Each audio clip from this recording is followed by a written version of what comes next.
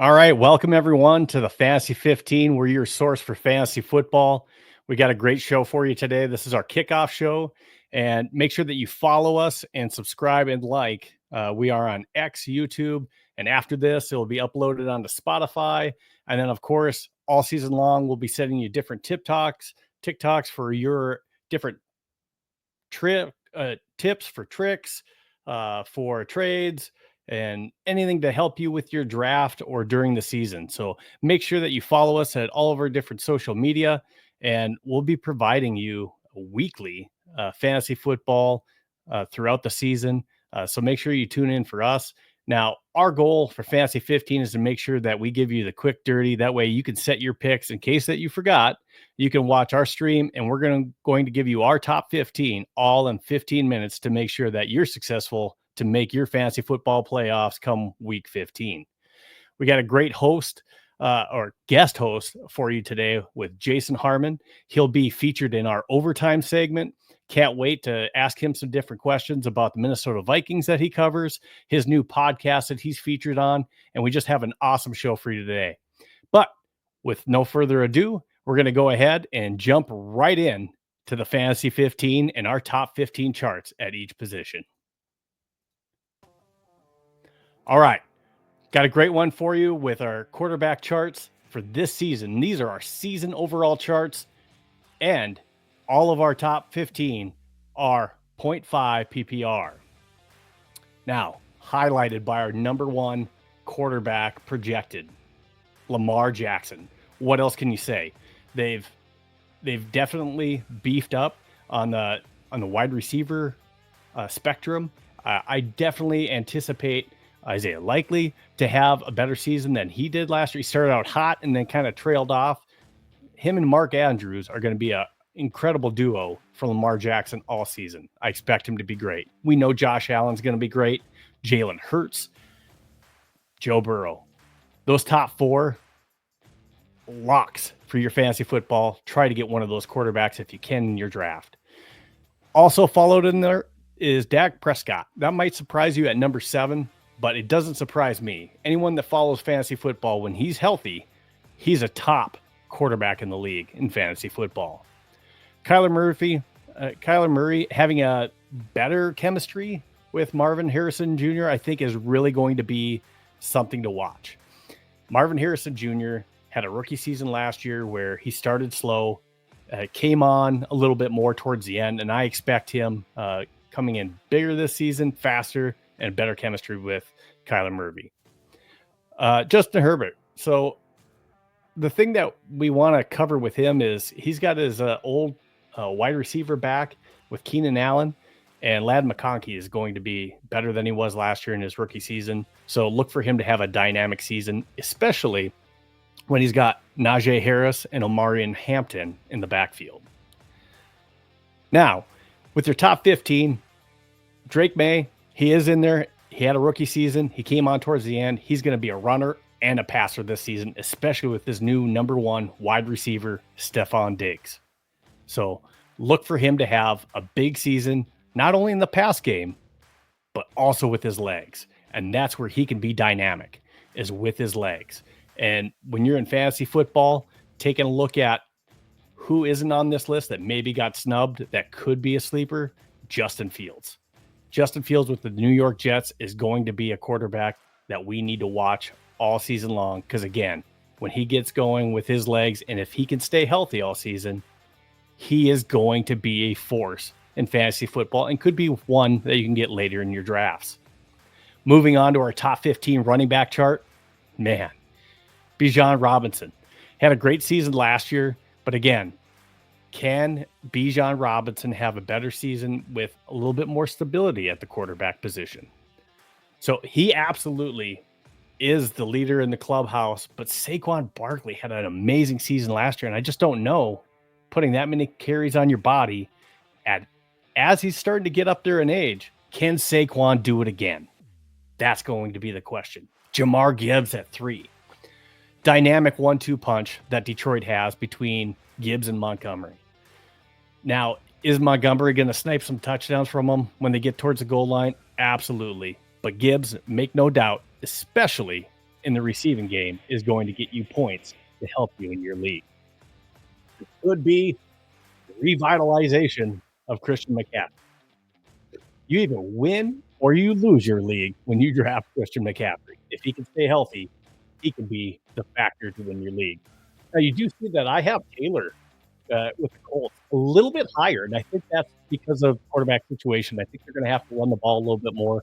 And again, uh, Taylor is one of the best running backs in the league. I think he's going to have a really good season. They're going to have to lean on the run a little bit more. You do see rookie Ashton Genty with the Las Vegas Raiders ranked a little bit lower for me, and that only has to do because of the situation with the run game last year. Just because Genty comes in there doesn't mean that the blocking situation for the Raiders has gotten any better. You got to look at Brown with Cincinnati.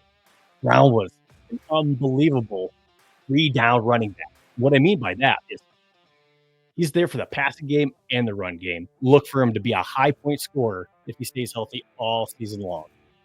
Chuba Hubbard. I really think Chuba Hubbard, and I'll talk about this later. Chuba Hubbard is somebody that you need to have on your draft board. If you can get him, Chuba Hubbard is going to get a lot of carries.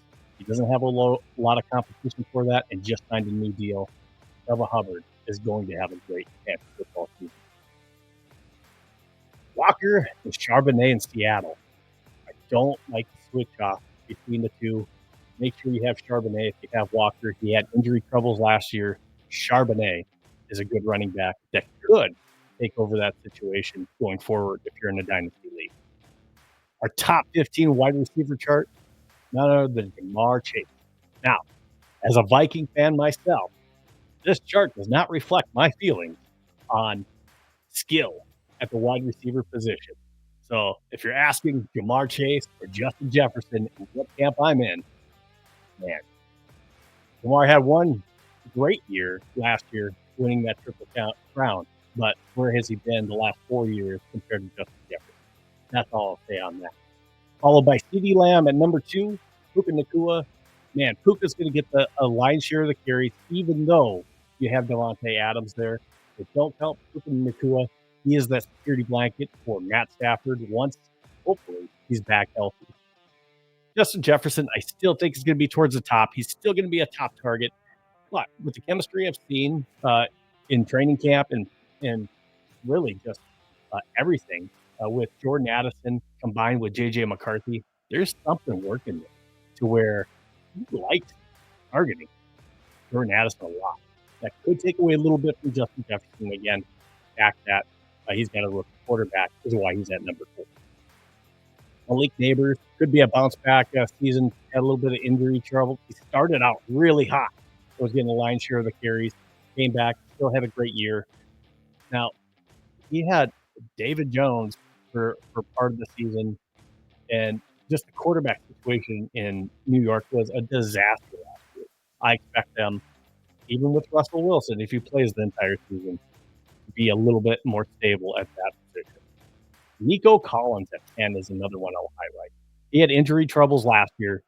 Again, this year, if he stays healthy, sure. I just don't know how much we can trust him. Jackson Smith and Jigba with Seattle. He's the number 1 this year. We'll see if he can handle those duties. And again, DK Metcalf paired up with Aaron Rodgers. He's the number 1 there. He had a few miles to feed when he was in Seattle last year. This year, he gets the lion's share of all the targets. Our top 15 tight end chart, Brock Bowers with the Las Vegas Raiders. I mean, he's got a better quarterback this year in Geno Smith, and he was great last year. So I expect him to be even better this year, having a great season. And absolutely, Brock Bowers, he's your number 1.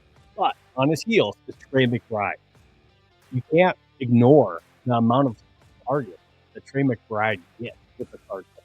Yes, Marvin Harrison Jr. is going to get some of those targets, but man, Kyler Murray really relied on Trey McBride. George Kittle is getting a little bit older up there, but he's still one of those top 3 tight ends. He's going to get a lot of carries, especially with the wide receiver situation and getting rid of the wide receiver, Deebo Samuel, not there as well. that's going to factor into where George Kittle can be targeted a little bit more. TJ Hawkinson, I think, again, I have him higher than most, but TJ is another target that JJ McCarthy in Minnesota likes the tight end. TJ Hawkinson is going to get a lot of targets. I really think you need to look for Tucker Kraft. Tucker Kraft, again, he got to start last year because of an injury in Green Bay.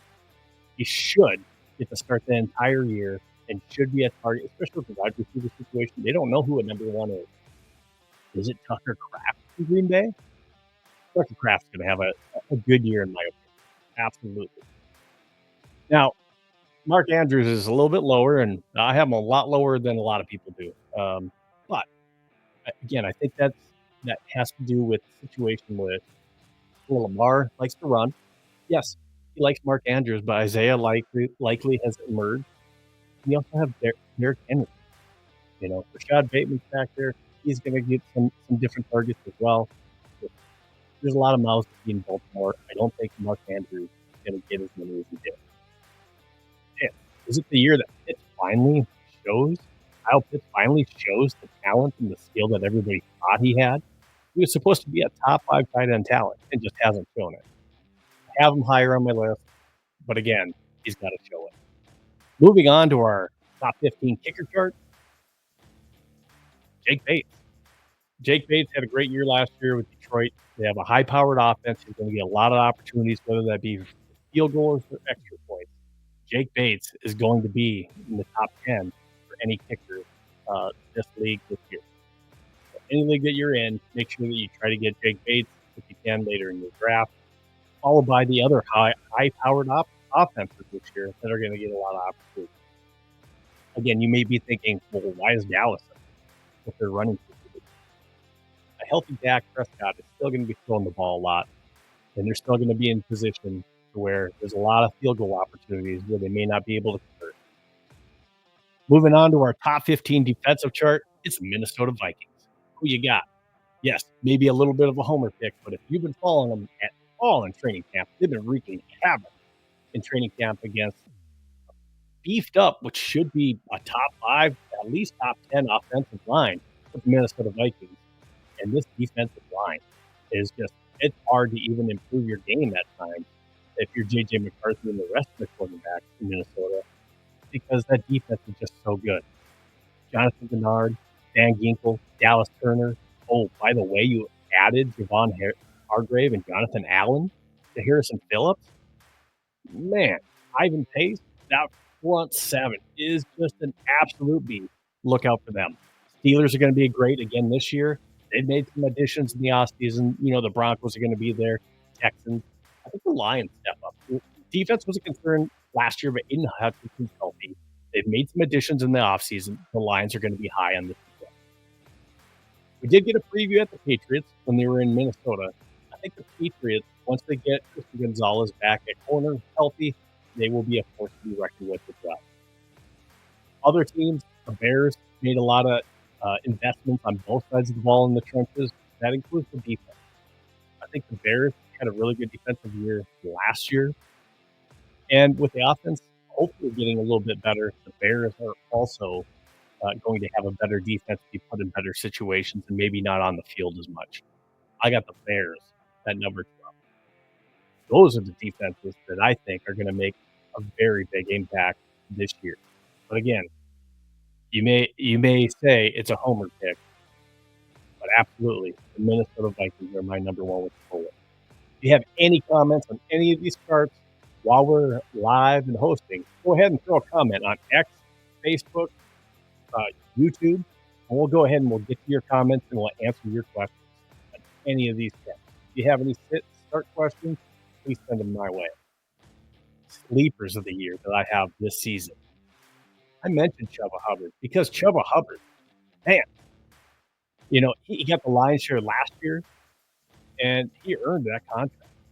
Now, I say sleepers because a lot of people have an average draft position for Chuba Hubbard closer to like the 18 mark. And I really think Chuba Hubbard has the potential to be a top 10 running back. So put Chuba Hubbard on your watch list, in your queue. You need to get Chuba Hubbard if possible this year. Travion Henderson. Ramondre Stevenson has been not as healthy. And when he was in Minnesota, he was on the bike working out. He may be back for week 1, but again, who ends up being the number 1? Travion Henderson. Right. Look out for Travion, possibly take that number 1 job yet middle and late this year. Calvin Ridley, Cam Ward, he's been having a pretty decent training camp and preseason. And there's been talk that Calvin Ridley has looked great in the chemistry between the two.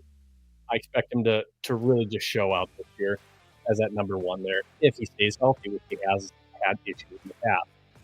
Ibuka for Tampa Bay. You have an aging Mike, Mike Evans, and then you had issues with Chris Godwin with health last year too. So they're both kind of aging as well. So Ibuka has really shown out in the preseason and in training camp. He could possibly lead this team in targets and catches this year in Tampa Bay. Jaden Higgins, again, he may start the season as a number 2 wide receiver there in Houston with C.J. Stroud, and then also Nico Collins. You know, he could be a sleeper to watch to where he may take over that job as the number 2 Z receiver. And then Ethan Juckins with his situation in Cleveland. If he gets a starting job, he could take the lead there. That's all the time we have. That's our 15 minutes of the Fantasy 15. And now we're going to move into overtime with our guest that we have coming, which is Jason Harmon. And I want to welcome him as well to the stage. Jason, how are you doing today? Doing good. How about yourself? Doing great. So again, this is overtime with our special guest, Jason Harmon. Jason is from the Before I Die pod on SKORNorth, and he's also the Sleeper NFL Vikings content curator. You may have seen a lot of his videos if you follow him on X or search for anything on X having to do with the Minnesota Vikings, because he's there all training camp and through the preseason, uploading different videos, getting content that other individuals just absolutely die for, because he's there getting the in-depth questions, all the in-depth analysis, and also he's hearing all the rumors and putting it out there first and foremost. So, Jason, tell us a little bit about your new pod, Before I Die, on SKORNorth. Yeah, so this is the weekly Purple Daily episode that's a little more of a fan perspective than maybe what Phil and Judd and Dex bring on their daily shows. But this is the 2025 cast. It's myself, Jesse Pierce, Leighton Glodick. We have only done 1 episode to this point. Next week, our second episode will actually be live at the SKORNorth booth. I said stage. It's more of a house, weirdly enough. I haven't been to the state fair, so the buildings throw me off. But I saw pictures. I think we're on the porch of a building. But we will be there live next Tuesday, 2 to 3 Central, recording our second episode. So no pressure for the first day at the state fair. Can't overeat, because I would just fall asleep in the middle of the podcast. So, as someone that knows something about kickoff shows and your first episode and maybe some nerves, I can definitely relate. And you did a fantastic job. I listened to the first episode of Before I Die. I think you guys done a wonderful job, and I think that is definitely going to be something that I'm going to keep an eye on and keep listening and watching for your next and following episodes as well. So I appreciate that. Congrats. Yeah, it'll. I think next week will be interesting. If you're going to be at the state fair next Tuesday, I know a lot of people have like jobs, things like that. But if for some reason you take the day off and are like, hey, I want to go to the state fair on a less busy day, come through. The normal Purple Daily Cast will be recording, I believe, for 2 hours before us, and then we'll be on 2 to 3. But it's going to be in the middle of roster cuts, so it should be an interesting live show if you're going to be around. Now, I know Leighton told you this too, but I think on the pod you guys talked about this a little bit, but you said you might eat all that fried food that they're going to have at the Minnesota State Fair before you do the pod. Is that a mistake, Jason? It's probably a mistake, but we have a 3-month-old daughter who will be coming with us because she's easy to get around. It doesn't really require too much other than the ability to sleep anywhere and just being fed. My 2-year-old son, who I love dearly, is in that chaos toddler phase. So Sure. he will not be coming. He'll be at daycare. But in order to get out on time, we have to leave right after we record, just to play it safe, pick him up in time. So I won't have time after to eat any of the good food, and I don't really know if we want to run it back and take him and have to deal with that chaos. So, we probably will go again, but we just want to play it safe. I'll be walking a lot. I'm gonna pace myself, water. We're gonna split food. We're gonna be smart about it. And we'll probably save the Sweet Marthas for on the way out, just because that would be the knockout punch to knock me out pre-pod. You got to have a From pail of what I've Sweet heard, Martha's cookies, right?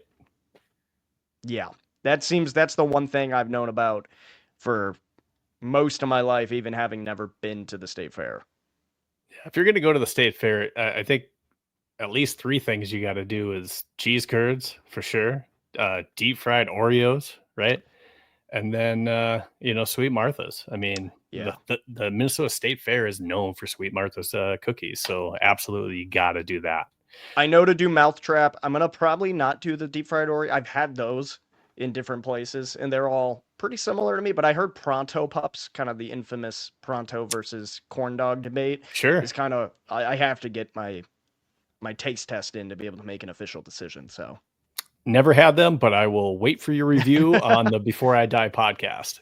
yeah, look forward to it. I'll also probably post detailed food reviews for a day on Twitter. So Awesome. Well, so Jason, you cover the Minnesota Vikings. You're at training camp every day. And what players stood out to you the most while you were covering Minnesota Vikings training camp?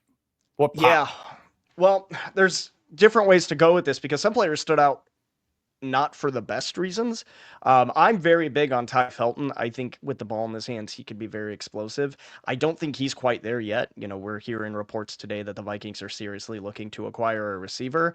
I was hoping they would do that after just being at camp, but the Jalen Naylor news kind of is forcing their hand a little bit, along with obviously the Addison suspension.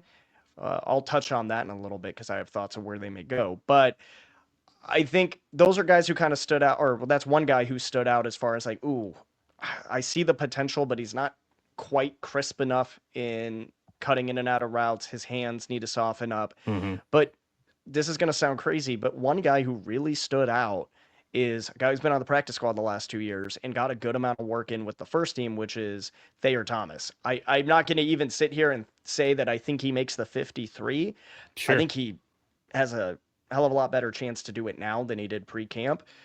But man, that guy is fast, and he is really, really good at just throwing the defender off. And obviously, he's up against a lot of the time second to third string guys, but he's very crisp in his ability, especially on those comebacks and slant routes, just to cut and get to where he needs to go. And he's made some really good catches.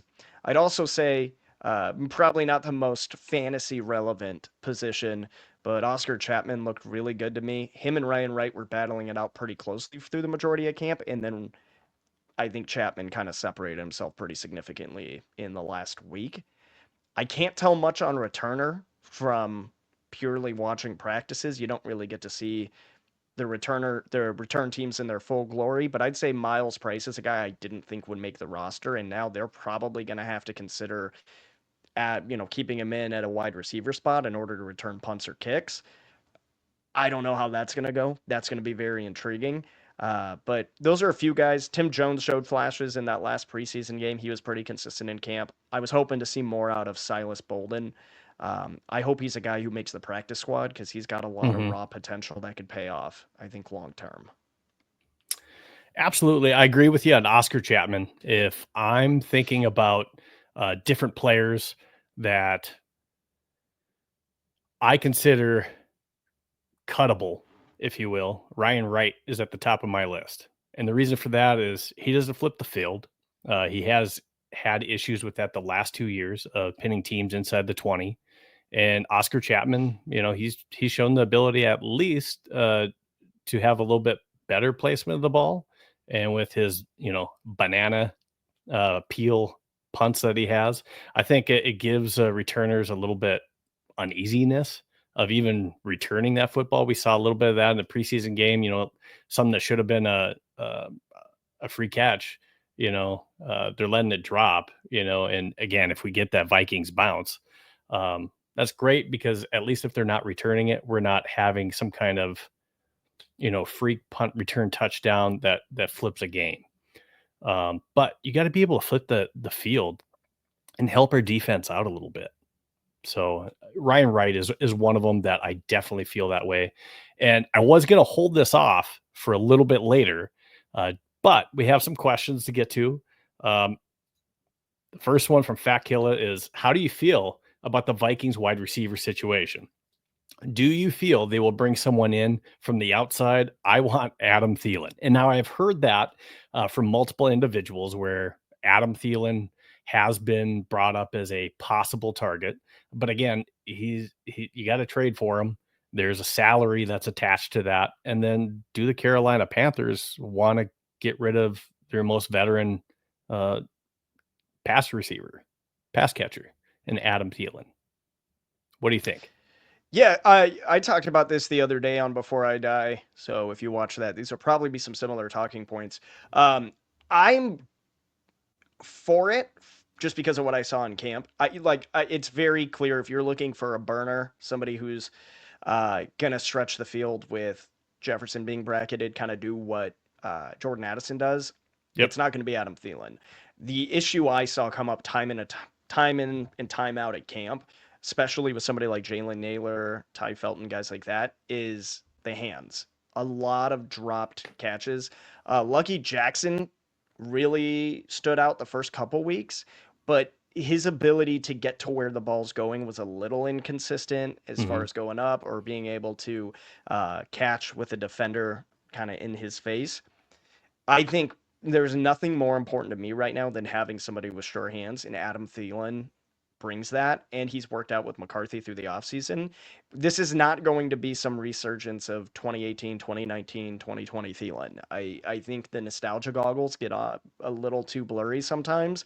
I just think it's somebody who can catch the ball and has familiarity with the offense. To me, as far as what would probably be a reasonable cost benefit analysis as far as what it would take, I would say that. Obviously, you have guys like Scary Terry, who people are throwing around online, which I don't think is realistic, but that would be bonkers. I saw Tyler Fornes mention Chris Olave. I don't see that happening, but those are names that I would be like run through a Sure. wall excited about, especially when Addison Olave, yeah. comes back. That's insane.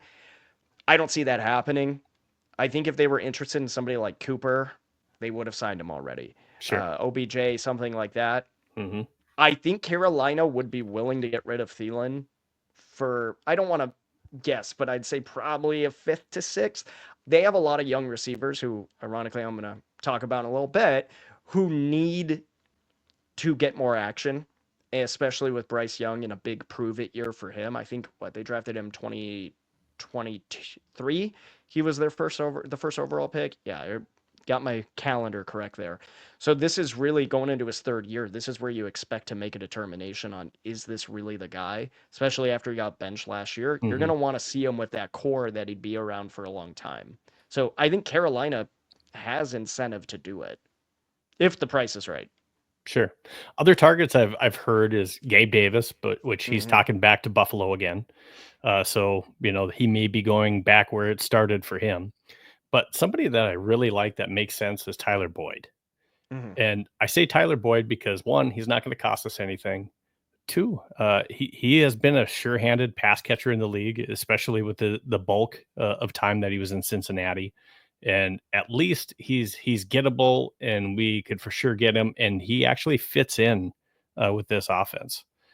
So that would be something that I think is plus. And you got to look at not just the names, you got to look at the fit. So Addison plays a Z receiver. Justin Jefferson kind of goes from X to Z to slot. So you got to find somebody that's actually going to be a good fit for what we need. If Naylor is back and he's healthy, he likes playing that Z position and can play the Z. Tyler Boyd would fit in well playing that slot position for where we need him. So that's something to think about. And yeah, I well, think, I would just add real quick on that. I think what the team is going to need in those first 3 weeks with Addison out, but I'd say really up until the bye after the Europe trip, is going to look different than after. I think I say it time and again what Kevin O'Connell said. teams fail young quarterbacks before the young quarterbacks fail them. They're going to be very precise and intentional with the offense they run with McCarthy. I think it's going to be a lot of, I mean, I saw more screens at training camp, I think, in one day than I saw my entire time watching Kevin O'Connell, I think. But I think, not to say McCarthy can't do it. I have full faith that he's going to be this franchise's quarterback for a long time. I just think they're going to kind of keep him in a rhythm early on and then let him open it up. So I don't think you need somebody who's going to necessarily do the same things that we saw last year. I think this Sure. offense is going to look very different than what it did with Darnold and a lot of deep plays, at least to start. Comments we have out in the audience is Great Viking says Amari Cooper would be nice. And I'm sure, that might be nice. But, again, is it a good fit? Does he still have anything left in the tank? Does he have the desire to still play? So that's one thing that's out there. Yeah, I think the Pelissero report saying that they're calling teams shopping for a receiver tells Mhm. you everything you need to know about their thoughts on the existing free agency class. I think that they're I want to I'd say it's a splash, right? Because like Adam Thielen coming Sure. back would be a splash, but not in the same way Terry would or something, or Olave, right? Like those kind Yep. of big names that I don't even have any idea if those would even ever be realistic, but they'd be insane. I think the fact they're calling means they're not happy with who's available off the street. Absolutely. Jeremy Malo says Johan Dotson might be on the table with Mechie going to Philly. Yep. Good point, Jeremy. Johan Dotson, is he on the outs in Philly, and is he gettable? Yeah, I that's a name I've seen and it makes sense. I'm not quite sure if I like the fit. Um, but it's one of those things where, and this is such a cop out answer, but I mean it, where I think if Kevin O'Connell and Kwesi decide, hey, we're willing to give up assets to acquire somebody, I think that KOC would obviously have a vision of them fitting into the offense. I'd be curious to see if they make a trade or if they wait it out and see if any players are cut or if their trade cost goes down significantly after the roster deadline. So I would rather they do it sooner than later, but I think that's a guy who's probably not going to be traded or let go before next Tuesday, would be my guess. We got another question, and this is powered by Viking Central, and I'm the co-host as well for the Viking Central podcast. And my partner in crime is Brett Peterson, and Brett Peterson chimes in with: is it possible Hawkinson is a better fantasy option than Jefferson earlier in the season? 100%. I would almost bet money on it, but that is not legal disclosure. That is We're not going to betting get into advice, that. and I will not be doing it. But and people have this kind of negative thought of, oh, well, that's because McCarthy can't throw it downfield, and it's so foolish to look at it that way. I think we got spoiled a little bit by one. I can't believe I'm saying this. The chaos football of Nick Mullins, Sure. where the stat lines were insane, and you'd lose every game, right? And then Yeah. Darnold, who was the rare case of somebody who was significantly better as a deep ball passer than anything else. How many times though in that did we still have stressful situations at the end of games where we'd have these, think of the Green Bay games. We had explosive first halves and then things Right. slowed down towards the end of the game. KOC is going to want to be a little slower, a little more methodical. You're still going to have those explosives given the weapons you have, but Hawkinson's going to be a huge part of that and eating up the clock and picking up chunk plays of 3, 4, 5, 6 yards at a time instead of trying to bomb it 40 yards downfield. People got mad at the end of camp that there weren't highlights coming out of McCarthy throwing deep bombs up until joint practices. And he had quite a few of those to start training camp, but if you looked on the sideline, they were working on third and short, fourth and short situations quite a bit, trying to say, hey, how could we reevaluate this and focus on getting 5, 6, 7 yards at a time instead of trying to blow the top off the place. Hawkinson is going to be a massive part of that. And I think his value last year took a hit because Darnold, one, was focused on the deep ball, not necessarily a tight end strength, but also he didn't get to work out with him in the offseason at all. Now, I talked about that in our top 15 tight end chart, was the position where I put at number 4, TJ Hawkinson. And a Yep. lot of that has to do with the chemistry that he's been building with JJ McCarthy. But then let's also go back. Who was his favorite target when he was in Michigan? Yeah, Colson Loveland, right? Loveland. He loves his tight ends. So that could be a security blanket, especially with Jordan Addison, who has been his favorite target. That could be his favorite target for sure, at least the first 3 weeks. I mean, he's got a multitude of weapons. He's in the best position of any rookie quarterback in who knows how long. Uh, he's got weapons. TJ's one of them. Yeah, and I think that's one reason why the team is probably going to be more aggressive than many would think, and I could be wrong. It's just my gut in getting a wide receiver is because God forbid something happens to Hawkinson. I still like Josh Oliver, but he is more of a Mm-hmm. well-rounded, not necessarily strongest suit being a pass catching tight end. But Jefferson's going to be bracketed and double, triple teamed for a lot of those first 3 weeks. So you're going to need somebody who spreads the field, gives him Mm-hmm. opportunities, but also opens things up for Hawkinson. I think Hawk's success is going to be a lot in the play action and rollout situation, Absolutely. especially if this running game can hit the ground, no pun intended, but running. Now, does that mean that you agree with where I put Jefferson? Now, again, disclaimer, not where I think he is talent wise, but where I think he would be fantasy football wise. And a lot of that has to do with, again, hopefully he stays healthy all year long, Vikings fans. All I'm saying is TJ Hawkinson's going to be a nice target for him. And once Jordan Addison's back, I think he's going to eat into some targets and catches that Justin Jefferson has enjoyed. And let's not forget, he's the best receiver in the league. He's going to be seeing double teams all season long. Yeah, I would say if it wasn't for the Addison suspension, I'd have Jefferson 1 or 2. I Yeah, think you absolutely. can make the debate. Yeah, The sure. Addison suspension really is going to make it hard for him, and he's still going to find success. I would switch. I would put Nakua at 2, given what I know about the Rams' current situation. I put CeeDee Lamb at 4, just because I don't even know what's going on with Dak at this point. He's so up and down, and he's disgruntled right now, it seems. So I don't, and obviously you have Pickens, right? So I don't really know exactly what Dallas is going to look like this year. Sure. It's funny watching that documentary that just dropped on Netflix and being like, wow, this team is very different than what they used to be. But I'd probably move him up and move Lamb down and then put Nakua at 2, personally. Now, you brought up Dak Prescott. Hmm. Dak, any season that he's been healthy, since he's been a starter, he's been a top 7 fantasy quarterback. And I think, let's not forget, they don't have a strong running game, but they just brought in George Pickens from the Steelers as well too. He has arguably, one of the best 1-2 punches with CeeDee Yeah. Lamb and George Pickens in the league.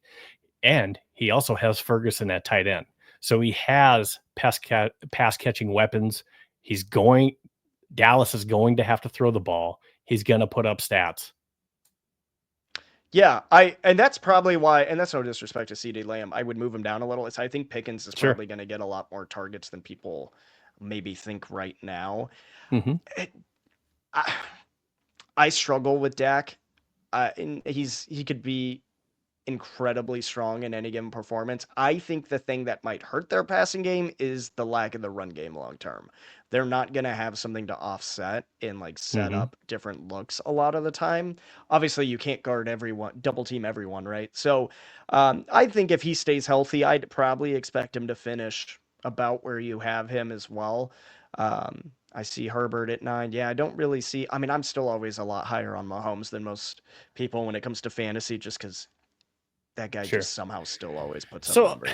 when you talk about Patrick Mahomes, you think, oh, he's one of the best quarterbacks in the league, but he's not one of the best fantasy Yeah, quarterbacks in the league.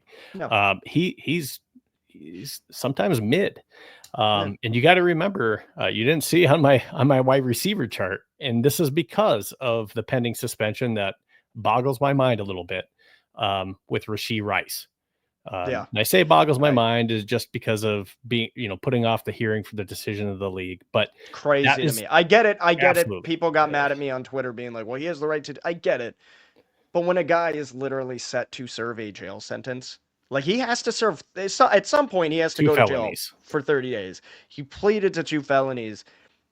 I get it. He has the right by the collective bargaining agreement. I'm Mhm. not arguing with the fact that he can. I just think it's insane that it's actually happening.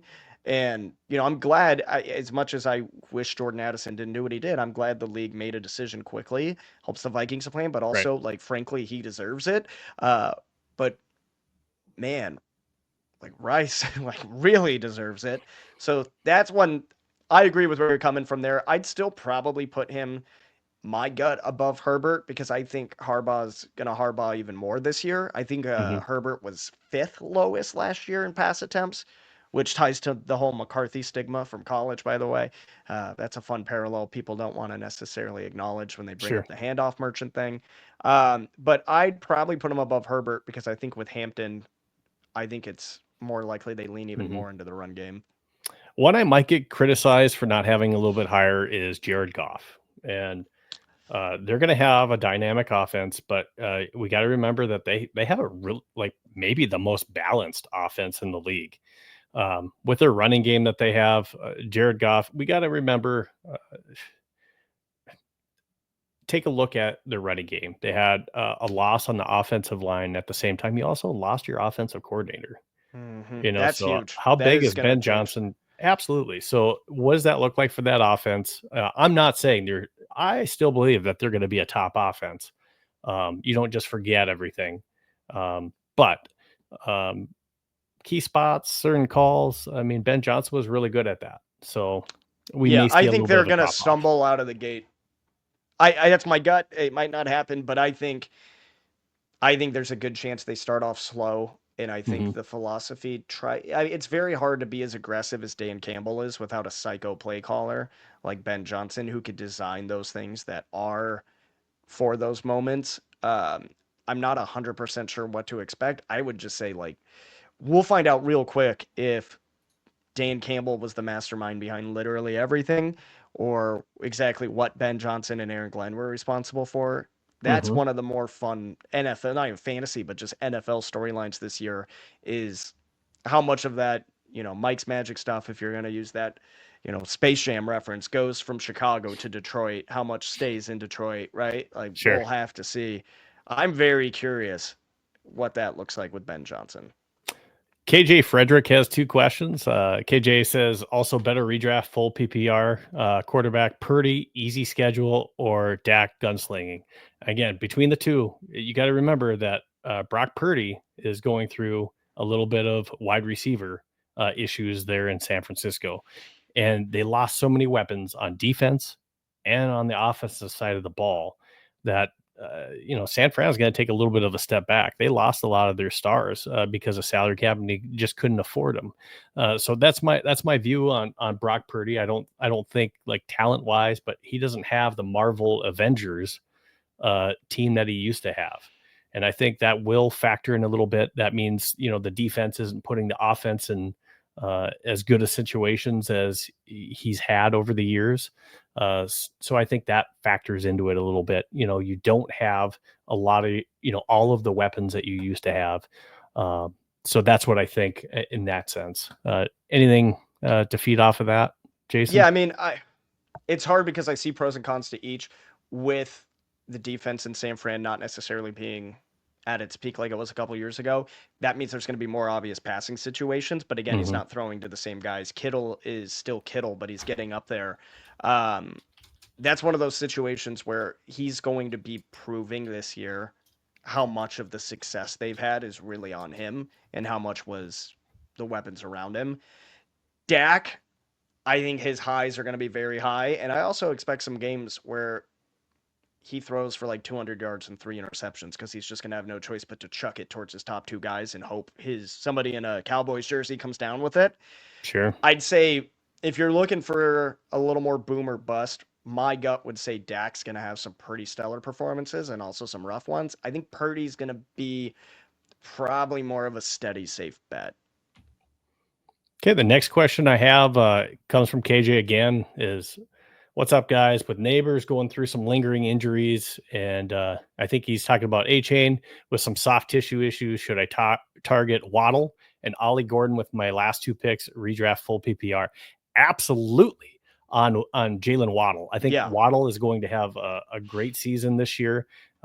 We've seen some of the issues maybe that's going on with Ty, but that's absolutely a good pick. Trying to target Jalen Waddle. I think if you're in a dynasty league as well, too, Jalen Waddle is somebody that you would like to have, or if you can get him in a reasonable trade, Jalen Waddle absolutely should be a target. Ollie Gordon, again, we saw Alexander Madison go down with an injury. So is Jalen Wright or Ollie Gordon going to be the number two? Right now, it looks like Ollie Gordon is the one that you should have as a handcuff to Devon Achane. And if you have Achane, you better have a handcuff. I got nothing to add on that. I like Waddle. I think, and obviously the quarterback situation there makes things interesting because Tua's pretty hit or miss. But I like Waddle a lot. And I definitely think it just depends on who they name. But I think, yeah, from what you've said, everything I've said says Gordon's going to kind of step in to fill that role. Also, terrible for Alexander Madison. I know his last year as a Viking, there were a lot of high expectations that weren't met, but man, he was always a gem in the community. He's from 45 minutes from where I grew up in Southern California, and even in San Bernardino, everyone says he's nothing but an amazing guy. So that's one you hate to see with Alexander Madison for sure. KJ also asked about Wandale Robinson. That's maybe what he meant with his Wandale Robinson. Um, Again, he got a lot of share targets last year in New York, and that was just because of the neighbor's injury. But he was still steady, still that year. I mean, he's a good target, but again, if you can afford to have some of these other targets, I think Wandale is a decent guy for your bench. He's not somebody that's going to be, he's more like a wide receiver 4 for you this year. But again, he's nice to have. And if something were to happen as a handcuff, if you will, for Malik Neighbors, then he's a guy that he's going to get some starts, maybe upgraded to more of a wide receiver 2 type situation for your fantasy team. That makes more sense. I was a little Yep. confused. I was like, "How's Waddle still available?" Yeah. But no, that makes more sense. Wandale. Yeah, Yes, no, absolutely. I wouldn't. Yeah, I'm not sure Malik Neighbors is the type of guy who would miss time. He might be a guy who Mm-hmm. agitates something by rushing out there. But the league and the Giants are going to do everything in their power to get him on the field as quickly as humanly possible, especially if they end up in a situation early on where have they named Russell as the starter 100% yet, or are they still technically calling it a competition?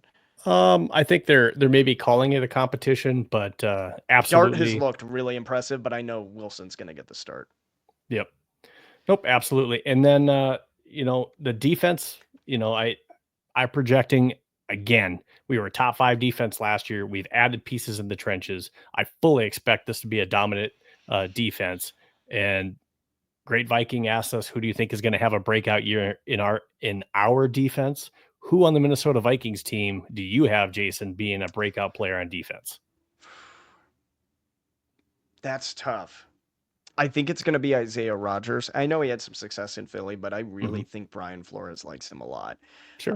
The easy answer, if I want to have fun, would be Dallas Turner, but that's one where I'm not. He's flashed really well early in camp. I still think he's a breakout candidate. I'm just not 100% sure how Sure. they're going to use him yet. Also, I did notice. I think we got to update your Vikings defense picture, man. I think this is. I think that's. we do. I just don't have a Is that real good. Xavier Rhodes? Uh, we just didn't have a really good picture, I guess, for me to find of this year's team. But absolutely, we gotta find that. I got something going on with my camera, but focus is not working here. But yes, absolutely, I got to update our Vikings defense, and hopefully, I'm Oh, probably planning to have absolutely several defensive pictures to use this year. nice. Also, I'll add, and this one's scary. Um, I can't believe I'm saying this out loud. He's fallen off a little since beginning of camp, but Jeff Okuda he's the equivalent of a guy who either whiffs or hits a home run every at Yes. bat. He is either making some of the craziest plays, I mean, given it's camp, that I've seen somebody make like with precision to get to the ball, or Yes. he's holding a guy and basically tackling him 2 yards into his route, which I know is what we're kind of used to seeing out of Akuda historically. However, like I have not really seen him make the types of plays he's made in camp when he has been good. I think the depth chart still has him as cornerback 3 or 4.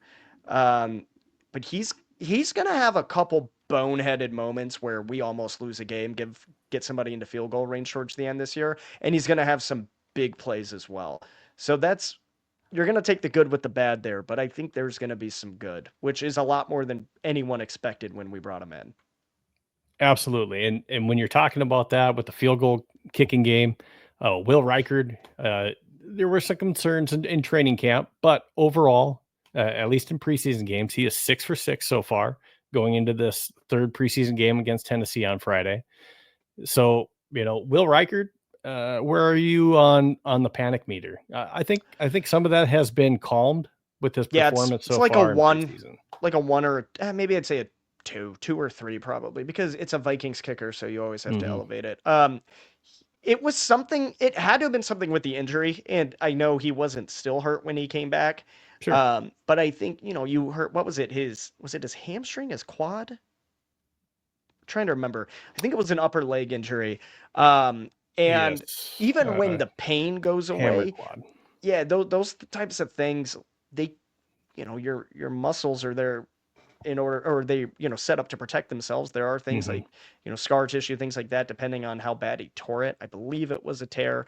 Um, but I think it just kind of messed with his angle on his follow through. Hmm. And we saw that early in camp. A lot of things, even when they were good, they were barely hugging the upright, like super close to being a doink. And really, since starting at the night practice, I haven't seen that a lot. Uh, Obviously you're gonna have a few that kind of get a little too close for comfort, but he's been pretty damn close to right down the middle in most of the kicks I've seen him have the last few weeks. So I'm always gonna have a little panic every time a kicker in purple lines up. Like I can't get that out of my system. None of us can. But I think they fixed something in his angle of approach and follow through that's helped him find more consistency. It might not be how he was kicking pre-injury, but whatever they've Sure. shifted, he's been pretty much perfect since. He's never missed an extra point. So that's great. I hope to see long hair all season long. I got Will Reichard Yep. at 15. Another kicker that I just want to mention, if you're looking for a sleeper out there, Little from Jacksonville. He's not on my list, but he hit a 70-yarder in preseason. That's So he's got the leg. so insane. It is, and that's a lot of points. If he can do something like that, and if he can, I'm not saying he can consistently hit 70-yarders, but just something to keep in mind that Little's not on this roster, but he could be a kicker to watch. I know there's a kicker reach when we're talking about Yeah. fantasy football, but that is something to kind of keep in mind. Two of his Uh, divisional games will be inside also. sure, yeah, absolutely. Um, I want to get through some of these other players and other questions that we want to get to. And then again, we got some mailbag questions we want to get to. But what are 3 players you think can win their fantasy league this year? Don't need to go real in depth, but Yep. just 3 players in the I'm NFL. gonna keep it Doesn't have to simple, be Vikings. consistent theme. It's gonna be some of the big rookie RBs. I think Amarian Hampton is a guy I really like. I think he's going to a perfect situation with Harbaugh. Obviously, Genty, if you can get him, is huge. I like Geno, but I still think like that's an intentional move to really lean on the run game. And Hmm. then Travion Henderson, especially being at joint practices, he's just insane. A couple months ago, I would have thrown Judkins in on this, but obviously Sure. I would Quinshawn expect is, something.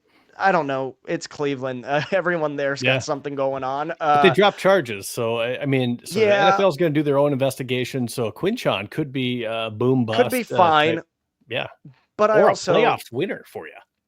yeah, I think he could be, and I think I think there's a lot of distractions that come along with something like this, and Sure. as a rookie, it's hard to manage that. I still think he could be very good, but I'm just gonna go, obviously avoid anything as far as potential off the field stuff even having an effect. I'm gonna go with those three, and I have a couple ideas of maybe, or at least one good idea of another rookie RB who I think might be a sleeper. Awesome. All right. So on to the next question. Who are your 3 There we players that go. you think could be sleepers in the league that have a breakout season that just other than the ones that you mentioned, are there any others that you think on the Vikings team? So I didn't put Vikings in here. It could be Okay. Vikings as well too, that you think are going to have a breakout season. I mean, I think people are sleeping on what JJ McCarthy could bring to the table fantasy wise. Sleeper as far as like projected points, we have him 12th. I think just over 4,000 Hmm. yards, 27 TDs, 3 rushing TDs.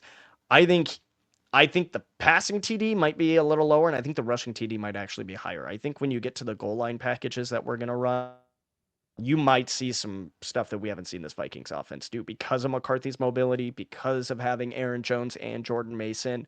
I think that he'll have more rushing touchdowns than maybe most are projecting. But Okay. again, the Addison suspension is going to have a lot to do with his value early on.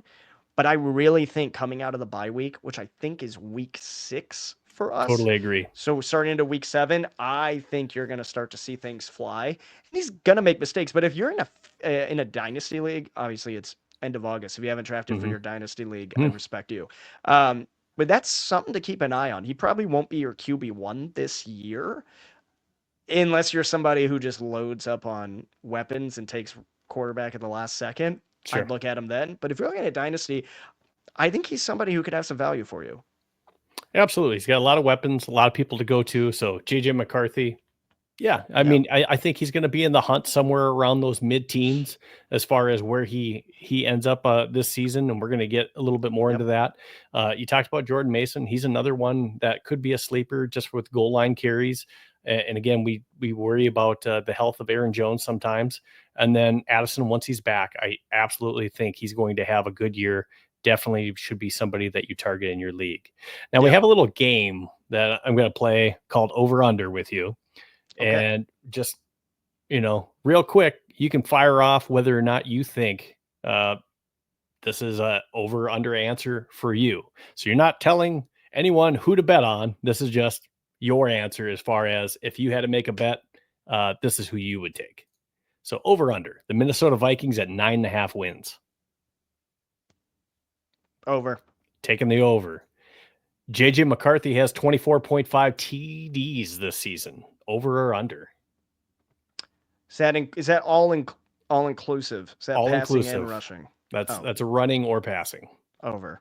Over. If you had to go just passing, over or under? I'd take. Ooh, that's close. So I'll still take the over, Okay. but not by much. Justin Jefferson has 8.5 touchdowns this season. I'm gonna go under. Under. Okay. I think he's gonna have a lot of yardage.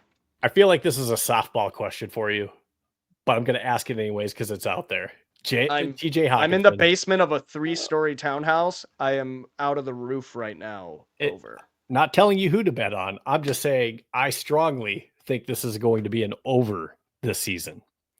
And then this one's called Better Pass. Better Pass. The Vikings are plus 300 to win the division via MGM. Did the Minnesota Vikings, if you had to take a bet, are you saying bet or pass on the Vikings winning the division this year? You know what? I like to have fun. I like to have confidence. I'm going bet. Jason Harmon says bet. I like it. I like the confidence. All right. We talked about what they're doing now at receiver. We talked a little bit. Jets coming off the injury. Naylor's injured. Addison suspended until week 4. So we covered that a little bit, but that Naylor injury, what are you hearing about the Naylor injury? Is he possibly going to miss week 1? What we're hearing is not much, which with Kevin O'Connell typically Mm-hmm. isn't a good sign. And so I believe it was a jammed hand, Mm-hmm. but he wouldn't. The biggest thing is what he wouldn't say, which is when they asked Sure. if surgery was on the table and he didn't answer. Um, so he, he already had a non-contact jersey on during practice before he got hurt. Sure. So there's just not a. I love that KOC doesn't just throw stuff to the media, but sometimes I'm like, I want to know. Tell me, hit me up and let me know what's going on. I won't tell. It's one of those things where I think reading the room. I don't think it's like he's out 6 months. But I think it's something where probably those first few games are in doubt. Especially again, the report being the Vikings aren't looking at receivers; they are actively calling teams to make a trade. I Great think that Viking says urgency. bet. he takes he's gonna bet with you as well. Again, maybe a little bit of a homer call. Not sure which one he was taking the over with. But again, he's with you on most of these. Another one, who gets more touchdowns, Aaron Jones or Jordan Mason this season? Mason. I think TDs, I think Okay. yardage Jones is going to eat. Um, but I look at some of his chunk plays last year. You'd have these long 60, 50-yard runs, and the age caught up to him a little right in those last 10, Yeah, 15 yards. And then we couldn't really pound it in. I think that's specifically what Mason is meant to do, is come in with sure. fresh legs and absolutely light And he it will up in the this red year. zone. And Yeah. he will this year. And I think as far as fantasy, it's hard to say who has more value. It just kind of depends on your scoring system. I think Hmm. I think Jones is going to have significantly more yardage, but I think Mason is probably going to take the lead in touchdowns. Awesome. Love to hear it. All right. We're going to go to our Q&A mailbag every week, especially on our X. We will have these out there for Q&A. You can drop your questions. We'll feature them on the show if I'm able to catch them. But Freddie Watkins said, should I draft Aaron Jones or Jordan Mason? Answer is yes. I'm gonna Which cheat one, on if you that. had to pick? If I had to pick, I would probably take the value you get with Mason, and I'd draft more of a workhorse, kind of every down guy. Especially if you're in a 2 RB league, I would Mm-hmm. probably do that because I don't think Mason gets a ton of yardage, but like he might end up in kind of the Matt Asiata situation where he has like 60 yards rushing in a game, but like multiple touchdowns. We might see that. See, for those of you watching, if you don't know, The Jason legend. Jason Harmon, uh, shout out to Asiata. So Yeah. this is how you know that Jason not only covers the Vikings but knows Vikings football. Um, if I'm looking at Aaron Jones, I'm handcuffing him with Jordan Mason if possible. Hmm. Um, that would be my strategy and my advice for anyone out there that's looking at Aaron Jones. You should have both running backs. Aaron Jones with the PPR should be your primary, but again, depending on health, you should have Jordan Mason as a backup who could be a real big boom if for some reason anything does happen to Aaron Jones. Next, we go to Brian. So Brian asks, why don't we just go for broke and sign Randy Moss for 3 weeks? I'm sure it'd work out. We all wish. I did see a post. I'm not sure. Maybe it was you. Somebody had posted something I saw earlier this morning. Hey, if there's a quarterback wide receiver combo that you wish could come back and play a game, and they said Dante Culpepper and Randy Pepper and Moss. Randy Moss. Yeah. Absolutely. I'd love to have him back. Um, No, I love Randy. I think he's had enough going on in the last year. He's absolutely. he's fought hard enough without having to go out there and get on a football field. But I mean, hey, if you can give me a time capsule, bring in prime Randy Moss, I don't think any person on planet Earth would turn that down at Absolutely. any point. But no, I am, in all seriousness, I'm glad to see he's doing better, and Shout out to Randy. I believe he's going to be back on Countdown this year, so I'm excited. Absolutely. We're glad to see that you're doing a lot better, Randy, and hope that health stays the same and continues. So We don't need to read this next person's comment, by the way. I think we do. This is Just making an things up. avid listener with our first episode, right? Jenna Harmon. I think you may be related. No, not sure. How does it feel knowing your wife won her fantasy league last year and you lost first round of the playoffs? Okay, so for context here, I was in a fantasy league with the incredible people at Vikes Now, some of the smartest, most analytical human beings. Including your wife. No, this was a different league. Oh, She was okay. not in that league. She wasn't in that one. Yeah, I'm talking like Dustin Baker, guys like this. Okay. Yannick, all these just super smart people. I sometimes I get the purple blinders on a little bit, and we're running it back this year. It's a dynasty league. We're in year 2. And I made the playoffs. I also have to admit something. I could play fantasy football and be relatively successful. I can't do fantasy baseball or basketball because I just can't. My brain cannot keep track of everything you have to do, and sometimes that happens with me with football. A little bit, gotten better. But I lost in the first round. Sucks is what it is. My wife, however, she had an incredible general manager helping her with draft strategy at a Texas Roadhouse when she did her work draft. Um, Shockingly, whoever it was helped her win her fantasy league. So, I'm sure she would also give that person who helped her pick her team a ton of credit as well. So it's always difficult sometimes with different fantasy leagues, but Oh, yeah. it's always a gauge of how good you are in your fantasy league, depending on, are people setting their lineups? Do they take it seriously? Those kind of things. So I will just say, because I don't know who is in your league, congratulations to your wife Jenna Yeah. for winning her I, league, I and will good say luck to this you because she this did year. set up the league. She did set up the league for her office, and she thought it would be terrible to win because she's like, Mhm. I can't win. I set it up. I look like I'm cheating. So we intentionally tried to lose her the game, and she still won, which is honestly impressive. So now that we've covered different topics with you with the Minnesota Vikings, we've covered different fantasy sleepers. We've taken a look at some of the charts that I have. Do you have anything else that you can think of that you want to give a shout out to anyone, or anything you want to plug that you're doing, Jason? Yeah, State Fair show. If you have Sleeper, I would hope you do. It's the top fantasy app for a reason right now. I think it's actually one of the reasons I'm getting more into fantasy. I just the ease of access is incredible. But we actually have social channels on there for NFL, MLB, NBA, and you can follow specific teams. I'm actually in charge of all the Vikings news. You could also follow at Sleeper Vikings on X, which is an account that I curate content for. But if there's breaking news, we'll send a push notification to your phone, let you know whether it's fantasy, injury related, whatever it may be, or if it's actual like team news. So it's not just fantasy; it's more overall what's going on with the team.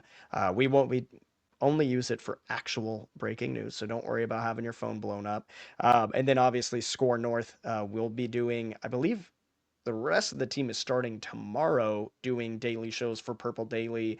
I know the online committee with Jeremiah Searles and Alex Boone are going to do their show with Phil later this That's week. awesome. I think Thor Nystrom is going to be there tomorrow for Thursday. So if you happen to be around the fair, catch the Score North booth. And like we said, myself, Leighton, and Jesse will be there next Tuesday, 2 to 3, and we'll take any food donations you'd like to bring by.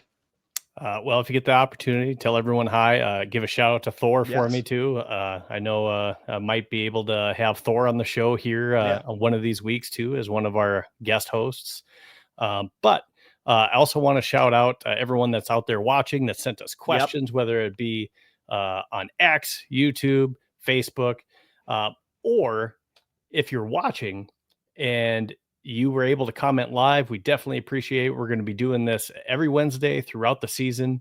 And on the bottom on the ticker, you can follow our social media. Make sure that you subscribe, follow, and like. That's one of the ways you can support us and how we can grow.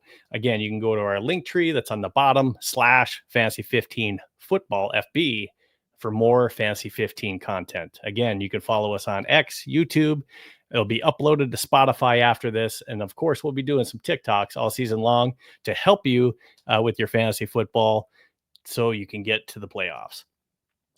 Again, I'm your host, Steve Hoykla. I want to thank you so much for watching. This is the Fantasy 15. We're your source for fantasy football. This is our special guest, Jason Harmon. I want to thank you so much for being Of on course. today. And hopefully we can have you on again Yeah. sometime throughout the season. So Yeah. thank you so much. And I'm Steve. He's Jason. Out here. Roll tape.